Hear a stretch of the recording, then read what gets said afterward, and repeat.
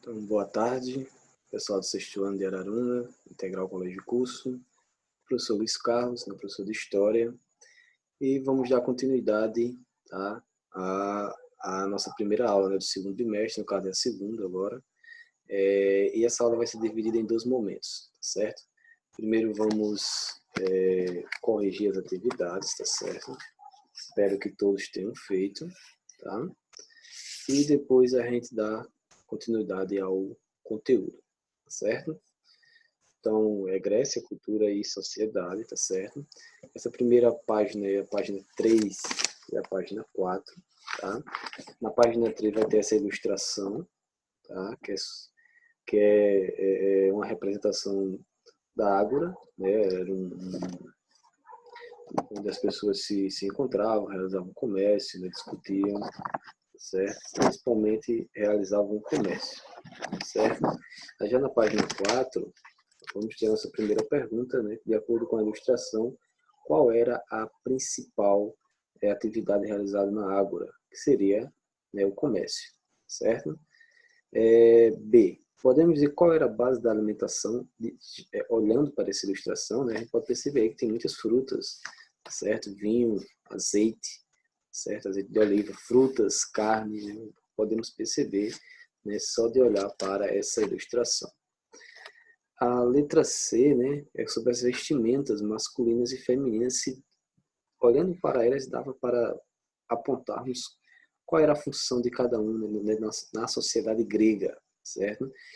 Ou seja, os homens aí estão com vestimentas mais simples, pequenas, né, que vai indicar aí uma maior mobilidade, né? Ou seja, ele vai realizar várias atividades, por isso está com vestimentas, roupas menores. Já as mulheres, né, estão com roupas sobre todo o corpo, né? Indica o quê? Que elas só poderiam sair se fosse acompanhada pelos homens, que elas viviam reclusas, né? Por isso não usavam roupas menores, tá certo? Lembrando, elas só iam ao mercado, né, à ágora, acompanhada por uma presença masculina, tá certo? Tudo isso para indicar a descrição, tá? E aí já na questão 2 é simples, né, a resposta, né? Se você fosse um cidadão na Grécia Antiga, se você fosse um cidadão na Grécia Antiga e de Atenas, qual seria provavelmente a sua ocupação, né? Aí tem participar das assembleias públicas na Ágora, com certeza, né? Quem era considerado cidadão em Atenas, né, com certeza iria participar das assembleias na Ágora. B. A respeito das pessoas, o que é possível perceber por meio da ilustração da atividade 1 em relação ao vestuário na Grécia Antiga? O que poderíamos perceber? As pessoas se vestiam de maneira distinta, conforme a condição social delas? Não, né? As pessoas se vestiam de maneira semelhante, sem ostentar diferenças sociais? Sim, né? Podemos perceber que as mulheres sempre mais discretas, mais recatadas, e os homens sempre com roupas pequenas, né? Com essa ideia de mobilidade, tá certo? A questão 3. Embora vivesse em uma democracia, podemos afirmar que havia igualdade entre as pessoas em Atenas? Havia igualdade? Não, né? Para os atenienses, as pessoas nasciam diferentes e nunca seriam iguais. Ou seja, se elas nascessem escravos, seriam escravos. Se nascessem eupátridas, seriam eupátridas, tá certo? Aí ia dizer se você cidadãos ou não, tá? Então, o nascimento determinava o que essa pessoa seria nesta sociedade, tá certo? Então, a ilustração mostra, sim, essa questão do nascimento, essa questão da diferença entre homens e mulheres, a questão da alimentação, tá certo? Continuando lá na página 5, tá certo? Vamos ter aqui duas questões sobre as mulheres, né? Primeira, qual era a principal diferença entre o modo de vida das mulheres atenienses e espartanas? Já comentei isso com vocês. As atenienses viviam mais reclusas, né? Solitárias, né? Não saíam tanto, e as espartanas conviviam com outras mulheres, participavam da vida pública, eram mais valorizadas, tá? Essa atividade serve também até como uma revisão, tá? E faziam atividades físicas, né, espartanas. Tinha uma diferença, tinha uma pequena diferença aí, de certa forma, não pequena, mas grande se comparado a Atenas. 2. Que situação motivava a diferença entre o modo de vida destas mulheres? No caso, seria porque em Esparta os homens se dedicavam mais à vida militar, né? Estavam sempre muito envolvidos em muitos conflitos. Quando esses homens saíam, essas mulheres que ocupavam, né, cuidavam das questões comerciais da cidade, por isso que eram mais valorizadas. Tá? A página 6 vai estar lá no material de apoio. Tá? Espero que vocês estejam aí com o livro de vocês, de material de apoio. E aí você vai dizer as características dos deuses que estão faltando. Tá? Por exemplo, tem este aí, o quadrado está em branco. Tá? E aí você vai dizer qual a característica. Né? Vai ser deusa do lar. Ares, deus da guerra. Certo? Hebe, deusa da imortalidade, da juventude eterna. Certo? Então são duas páginas aí de material de apoio. Afrodite, deusa do amor, da beleza. Deméter, deusa da agricultura, certo? Então vocês vão fazendo aí. Apolo, deus do sol e das profecias. Artemis, deusa da lua e da caça. E Hermes, mensageiro de Deus, protetor dos viajantes. Tá?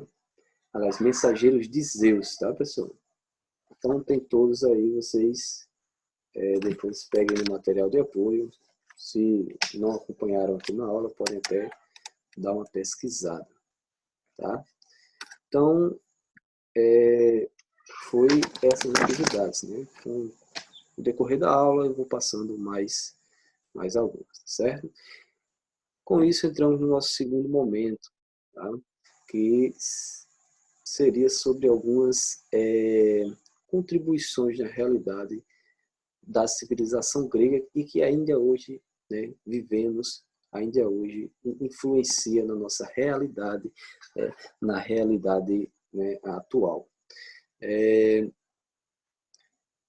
Olimpíadas, né? Vocês já ouviram falar sobre as Olimpíadas, inclusive no Brasil teve o Rio 2016, as Olimpíadas em 2016, né? As Olimpíadas vão surgir na Grécia lá em 776 a.C. a 393 depois de Cristo, tá certo? Eu só estou em dúvida se é depois de Cristo aí ou se é antes de Cristo, tá certo? Enfim, ocorreu na cidade de Olímpia, tá certo? Em homenagem a Zeus. Olímpia, pessoal, onde ficava o Monte Olimpo, tá?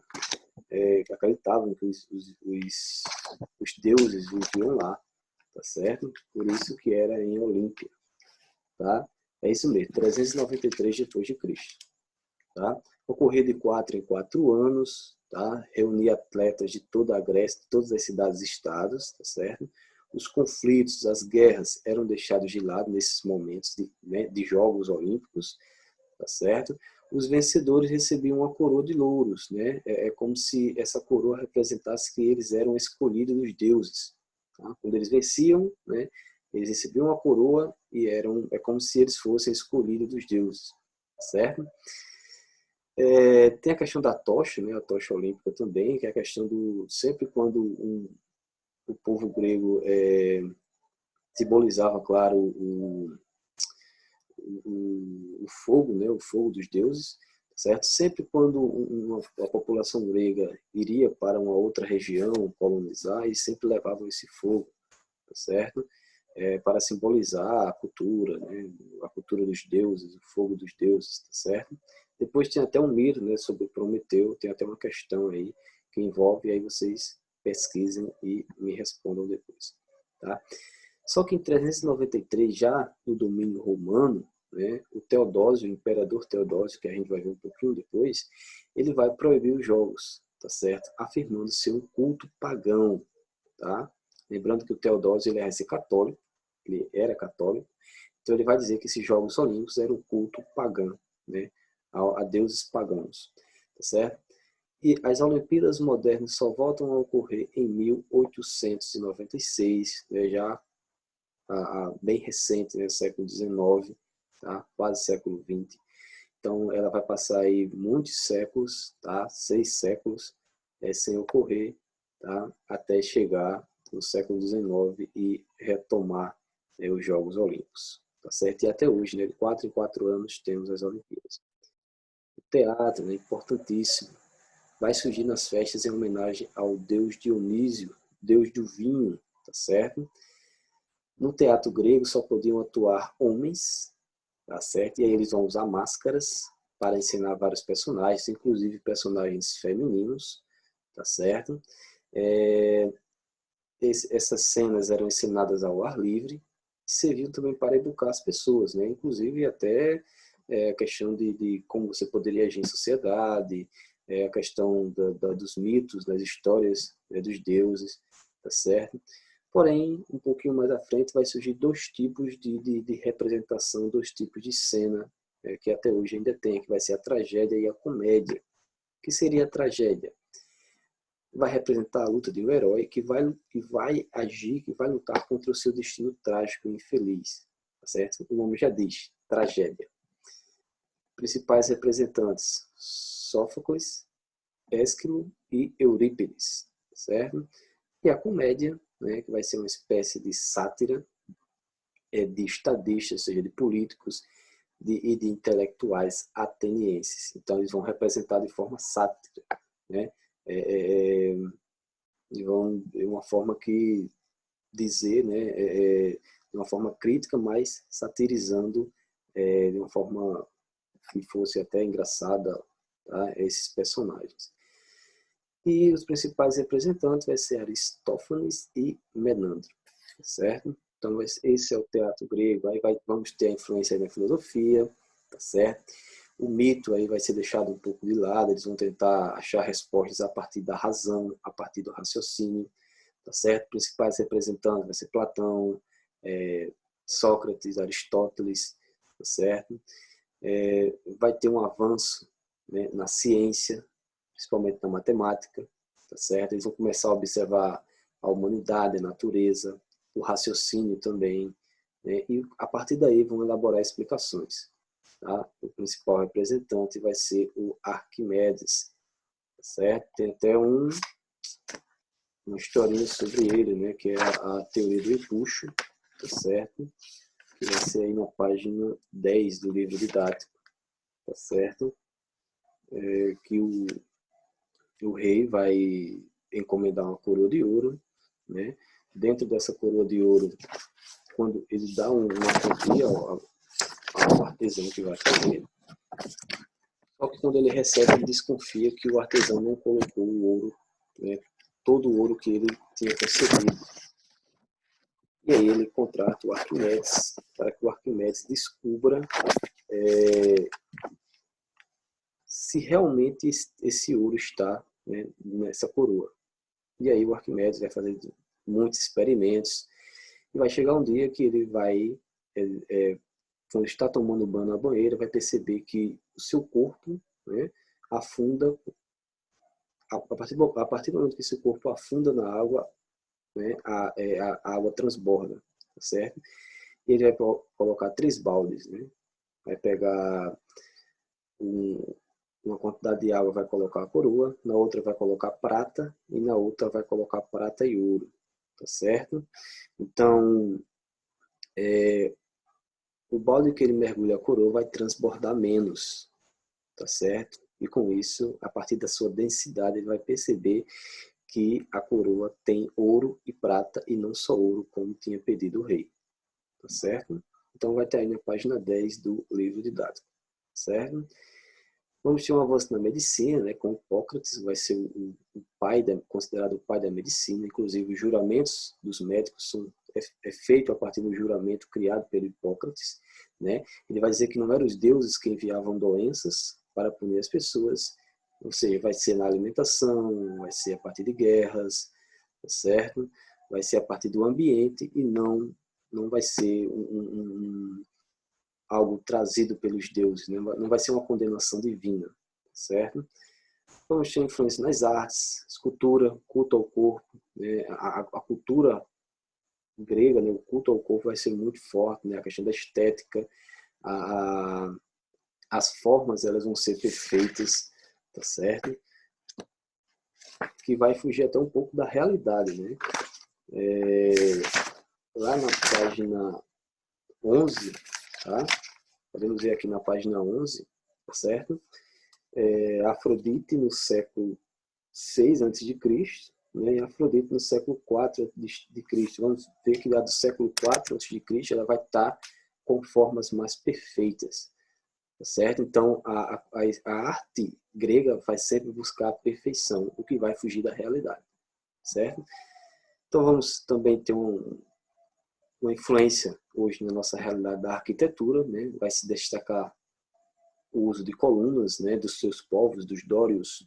Isso aqui eu acho que é dórica, tá? Uma arquitetura dórica, mas vai ter corinta, dos jônios, tá certo? Vamos ter a utilização de mármore, tá? E uma influência na história também, né?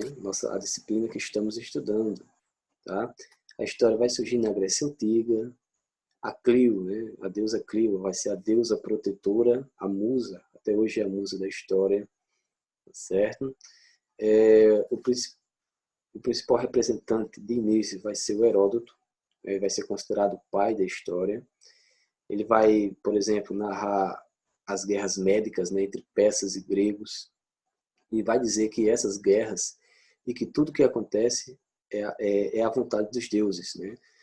Por exemplo, os gregos vão vencer as guerras médicas contra os persas. Logo, essa vitória foi vontade de Zeus, foi vontade dos deuses, certo?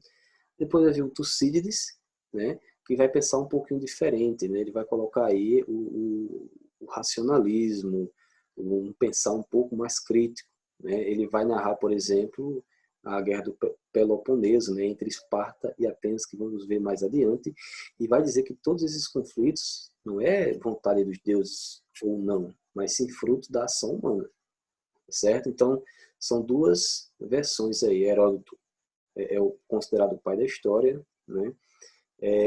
Os acontecimentos é a vontade divina. Tucídides é o contrário. As guerras eram fruto da ação humana, certo?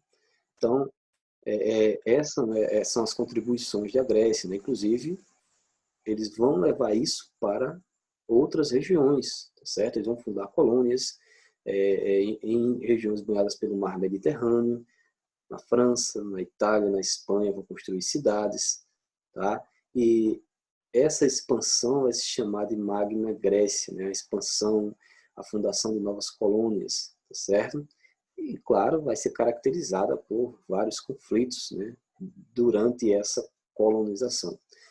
Aí vemos duas imagens, tá? Na Itália, regiões entre Nápoles, inclusive Nápoles, pessoal, tem um nome, Nova Nápoles, né? Polis, Nova Polis, na realidade. Por isso que o nome de Nápoles, né, é tão parecido com o nome grego, tá? Nova Polis, Nápoles, certo? E aí podemos perceber a influência, né, das construções, da arquitetura, né, parecido não, semelhante com a cultura grega, né, com as construções que existiam lá em Atenas, certo? E lá no fim do nosso capítulo, vamos ter aí uma partezinha sobre a civilização fenícia, né? Por quê? Eu vou explicar já, né? Os fenícios, eles foram uma grande civilização, né? Uma das civilizações aí da antiguidade, né?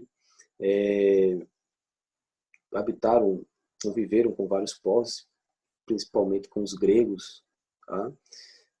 Habitavam as montanhas do Líbano, fica ali no Oriente, né? Na Ásia Menor, no Oriente Próximo, fica mais ou menos por ali. As terras não tinham solo fértil, por isso que eles se dedicavam ao comércio naval, certo? Eles tinham alguma semelhança com os gregos, eles se organizavam em cidades-estados, eles não tinham uma centralização, eles não eram um império, tá? Claro que essas tinham diferenças, mas ao mesmo tempo também tinham semelhança, a questão da língua fenícia, a cultura fenícia, né? fazia com que eles se identificassem. Além disso, eles também, quando iam se defender de outros povos, se uniam, mas também viviam em constante conflito, porque queriam dominar o comércio naquela região, certo? Uma das principais contribuições dos fenícios vai ser o alfabeto. Inclusive, esse alfabeto vai influenciar o alfabeto grego, né? O alfabeto fenício vai ter 22 consoantes e os gregos vão colocar as vogais, certo? Então, muitos vão dizer que o nosso alfabeto ele vem do grego, sim, tem influência, mas o grego já é influenciado pelo fenício, certo? Então, os gregos vão colocar aí as vogais, tá? Aí na página 13 do livro didático a gente pode perceber, tá? O B, o G, o D, o H, tá? W, o Z.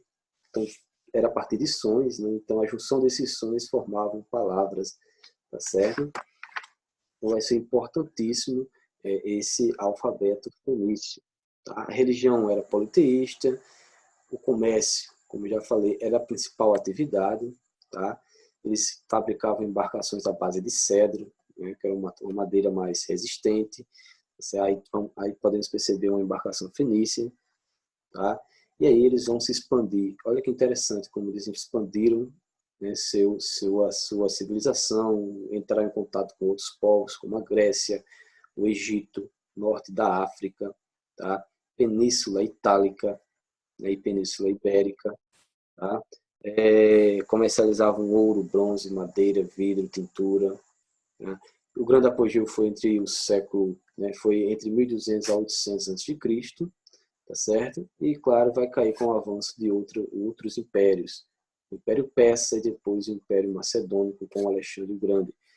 Um dos motivos da queda é porque a civilização fenícia não era um império, né? Não tinha uma centralização, não era tão organizado politicamente, certo? Por isso que não tinha uma união. Como não tinha uma união, não conseguiu se defender do Império Persa e do Império Macedônico, tá certo? Voltando aqui, podemos perceber o quanto eles se expandiram, tá? Ó, essa linha amarela aqui, tá? Tem no livro de vocês aí na página 13. Eles vão até aqui, ó, no Estreito de Gibraltar, né? Alguns acreditam até que eles tenham navegado pelo norte da África, né? Pela parte atlântica. Dizem também que eles chegaram até a Inglaterra, né? Comercializaram com a Inglaterra, mas não é algo verídico, tá? Não se tem tanta certeza sobre isso, tá certo? Então, a nossa aula foi isso, espero que eu tenha entendido.